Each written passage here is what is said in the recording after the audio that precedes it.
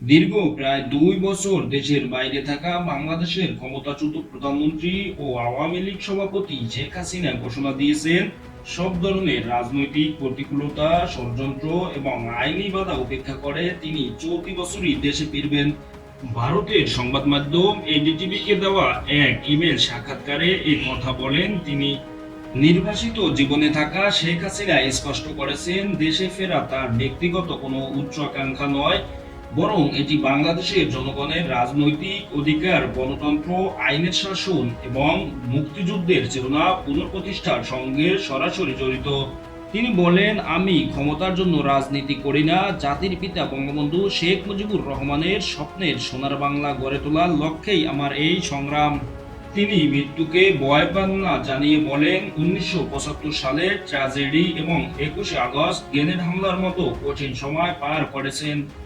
প্রতিবারই জনগণের পাশে দাঁড়িয়েছেন এবং এবারও সব বাধা অতিক্রম করে তিনি তার মাতৃভূমিতে ফিরে আসবেন। দলটির উপর নিষেধাজ্ঞা এবং বর্তমান রাজনৈতিক পরিস্থিতি নিয়ে শেখ হাসিনা বলেন, আওয়ামী লীগ কোনো কাগজে সংগঠন নয়, এটি বাংলার মাটি ও মানুষের ইতিহাস এবং জাতীয় পরিচয়ের সঙ্গে গভীরভাবে মিশে আছে। ৭৭ বছরের ইতিহাসে দলটি বারবার কঠিন সময়ের মুখোমুখি হয়েছে, কিন্তু প্রতিবারই জনগণের শক্তিতে ঘুরে দাঁড়িয়েছে। তিনি অভিযোগ করেন, কিছু বাংলাদেশ বিরোধী শক্তি ষড়যন্ত্রের মাধ্যমে জনগণের একটি অংশকে বিভ্রান্ত করে ক্ষমতা পরিবর্তন করেছে, কিন্তু মানুষের হৃদয় থেকে আওয়ামী লীগকে মুছে ফেলা সম্ভব হয়নি।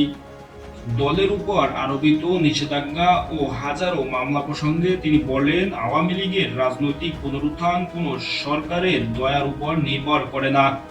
তিনি দাবি করেন, দেশের বিভিন্ন প্রান্তে সাধারণ মানুষ স্বতঃস্ফূর্তভাবে দলটির সমর্থনে মিছিল করছেন, যা আওয়ামী লীগের পুনর্জাগরণের স্পষ্ট লক্ষণ। শেখ হাসিনা উদ্বেগ প্রকাশ করে বলেন, 5ই আগস্টের পর বাংলাদেশের মূল ভিত্তি জাতীয়তাবাদ, গণতন্ত্র ও ধর্মনিরপেক্ষতার উপর আঘাত হানা হয়েছে।